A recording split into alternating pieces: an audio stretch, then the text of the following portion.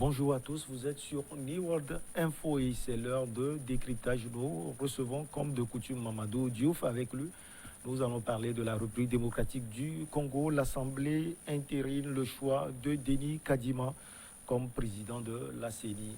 Mamadou, bonjour, vous allez bien? Bonjour Michel, je vais très bien. Alors, l'Assemblée nationale de la République démocratique du Congo a entériné samedi le choix de Denis Kadima comme président de la commission électorale lors d'une plénière houleuse et malgré le veto de l'épiscopat catholique qui l'accuse de corruption. Mamadou Diouf, on sait que le contrôle de cette stratégique commission électorale nationale indépendante est un enjeu primordial pour conquérir ou conserver le pouvoir en République démocratique du Congo.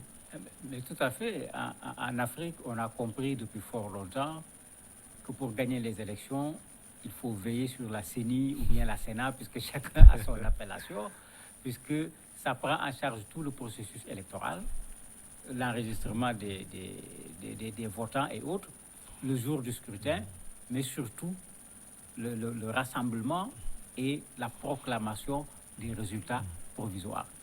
On a vu ce qui s'est passé dans bien des pays où la proclamation des résultats de la CENI ont été contestés parfois par les membres même de la même CENI, ce qui veut dire que ceux qui ont compté les voix ne se sont pas entendus sur le nombre de voix qui ont été proclamées, alors que c'est eux qui ont suivi ensemble le processus électoral. Donc il faut reconnaître qu'en Afrique, malheureusement, jusqu'à présent, la CENI est un enjeu énorme quand il y a organisation d'élections.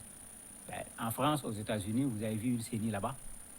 On doit dépasser la CENI. C'est ça la vérité.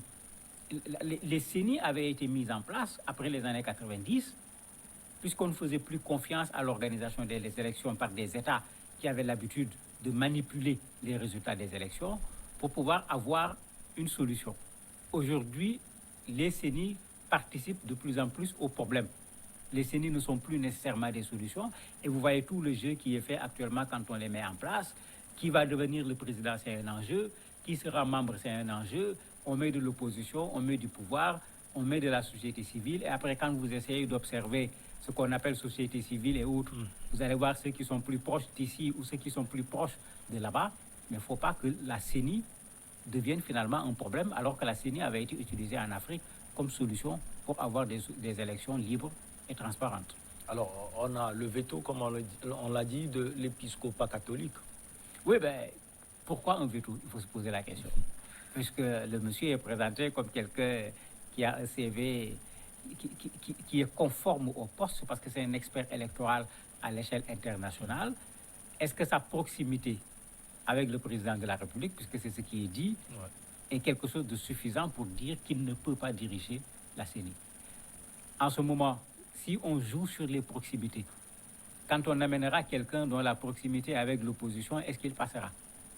Quand la personne aura une proximité avec l'Église catholique et protestante, est-ce que celui-là passera? C'est qu'il faut éviter quand même de laisser les principes pour mener une bataille de personnes.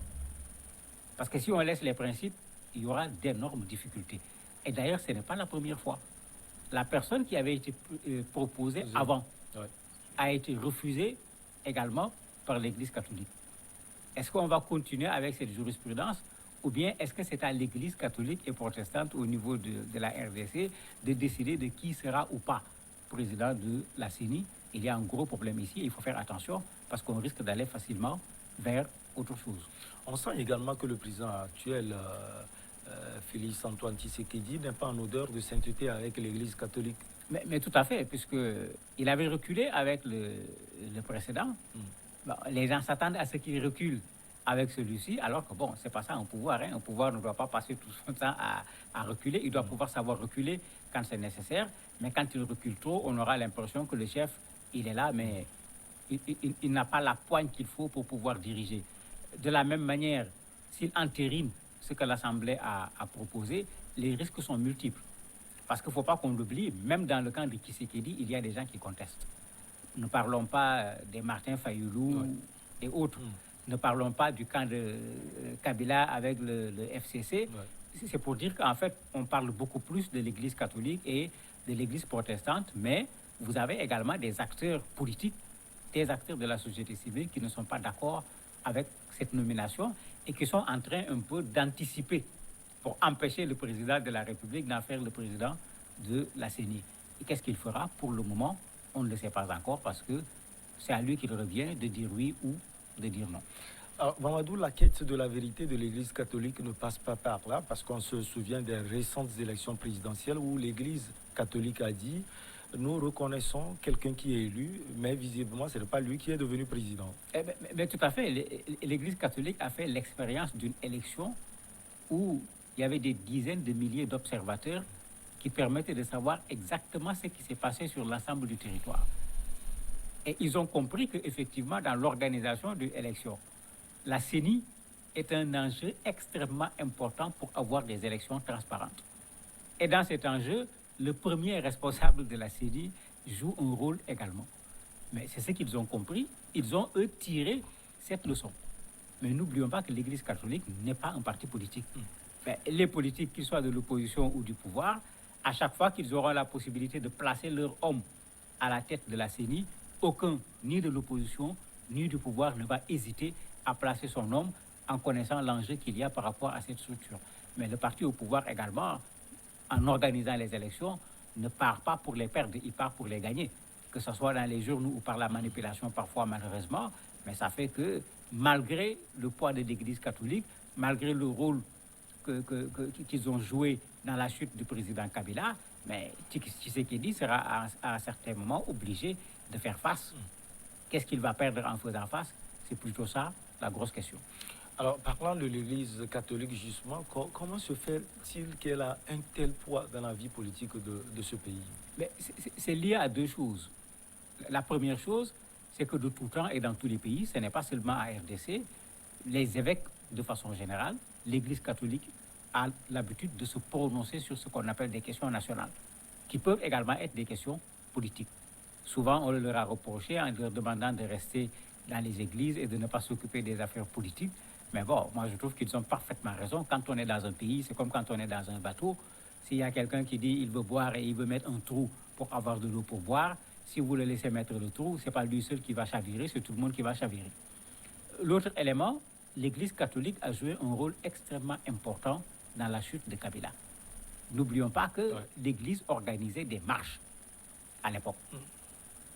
Ils ont joué un rôle extrêmement important dans la chute de Kabila. Après la chute de Kabila, l'Église avait dit, attendez, tout ce qui a été fait, les gens qui ont été tués, il ne faut pas que tout ça soit passé par perte et profit. Et pour que ça ne se fasse pas, il ne faut pas que les mêmes causes reviennent pour engendrer les mêmes conséquences. De sorte que, même quand cette élection de Tshisekedi, qui jusqu'à présent n'a pas été élucidée, l'Église a dit sa vérité. Après avoir dit sa vérité, elle a pris en compte la réalité des faits avec une réserve. Et on sent que cette réserve, elle est toujours là. Pour l'Église, Tshisekedi n'est pas la personne qui a été élue, c'est plutôt Martin Fayoulou. Et l'Église l'avait dit de façon extrêmement claire. Aujourd'hui, si on a l'impression que Kabila, plutôt Tshisekedi, veut se faire élire dans les mêmes conditions dans lesquelles il avait été élu, l'Église qui va peut-être observer les élections, qu'on va appeler au secours quand il y aura des morts pour jouer aux sapeurs-pompiers, l'Église a raison d'anticiper pour que, si cette commission risque d'être dirigée par une personne qui peut poser problème, que l'Église tire la sonnette d'alarme. Maintenant, que l'Église pose un veto, c'est là où ça devient un problème. Alors, la prochaine étape est la nomination par ordonnance du président Félix Antoine Tshisekedi. Selon vous, ça va passer comme du beurre? C'est pas sûr. Il va certainement mesurer les conséquences de cette nomination. Ce qui est sûr, c'est que s'il le nomme, il est en train de constituer un front contre lui. Ça, c'est une chose, puisque pour la première fois, vous allez voir Fayoulou, vous allez voir le FCC de Kabila, vous allez voir, comment il s'appelle encore, un de ses alliés, d'ailleurs, Moïse Katumbi. Mais tous ces gens ne sont pas d'accord avec cette nomination. On leur donne l'occasion de trouver un front commun contre le président de la République sur une question importante parce que le président de la CENI peut perturber l'organisation des élections. Et ces gens le savent très bien puisque tous savent comment se passent les processus électoraux de façon générale en Afrique. Mieux, à l'intérieur de sa propre coalition, il y a aujourd'hui des gens qui contestent et qui contestent fortement cette élection. Est-ce qu'il va risquer de perdre sa coalition au niveau de l'Assemblée? Est-ce qu'il va risquer d'avoir des Katumbi et autres qui aujourd'hui quand même le soutiennent en partie? Il va les avoir sur son dos. Ça, on ne peut pas le dire. Il va devoir poser tous ces éléments avant de savoir s'il va entériner ou s'il va faire ce qu'il avait fait la dernière fois, demander à ce qu'on cherche encore une autre personne. Alors, connaissant le président Félix-Antoine Tshisekedi et qui serait sans doute à la quête d'un deuxième mandat, et vous qui maîtrisez la vie politique de la RDC, il va faire quoi concrètement? Ce qui l'arrange, c'est de l'entériner. Parce que celui qu'on conteste, on ne le conteste pas à cause de sa personne. On le conteste à cause de sa proximité avec le président de la République. Ce que les gens craignent, c'est qu'on proclame des résultats en sa faveur qui ne soient pas le résultat qui est sorti au niveau des urnes. Et ça, on l'a déjà vu à RDC. Donc, quand les gens en parlent, ce n'est pas le fruit de l'imaginaire, c'est du déjà vu. Donc, il faut que ça soit clair.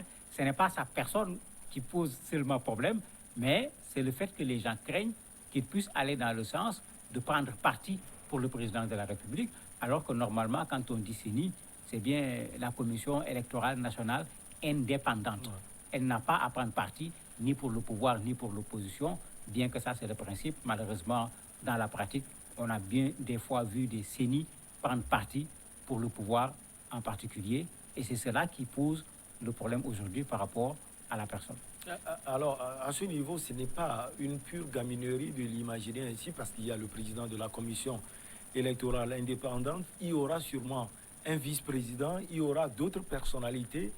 Et si ces personnalités venaient d'autres partis politiques, même de l'épiscopat? Oui, mais c'est ce qu'on a toujours fait avec la CENI, mais de façon très intelligente. Le pouvoir dit 3 personnes pour le parti au pouvoir, ou bien la coalition au pouvoir, 3 personnes pour l'opposition. Donc, mathématiquement, ils sont présents de façon paritaire. Mais on dit on va mettre les femmes, on va mettre les jeunes, on va mettre les religieux, on va mettre la société civile. Mais après, quand vous regardez dans les jeunes, dans les femmes, dans les sociétés civiles, vous voyez parfois des gens qui sont des militants connus du parti également au pouvoir. Mais en ce moment, quand vous faites le compte, puisque généralement on cherche un consensus, quand on ne l'a pas, on passe par la majorité. Quand vous faites les comptes, la majorité est déjà faite. De sorte que la présence de l'opposition ne peut pas empêcher à la CENI, quand elle veut faire proclamer des résultats en faveur du président de la République, de le faire, parce qu'elle va dire la majorité s'est entendue, on est d'accord, et on donne les chiffres que la majorité a donnés. Donc sur le point légalité, on a respecté les textes, mais les chiffres sont faux, parce que ce n'est pas réellement les chiffres qui sont sortis des élections. Et combien de fois on l'a vu dans combien de pays africains? Merci beaucoup à vous, Mamadou Diouf. La pause, on revient derrière avec l'invité du jour.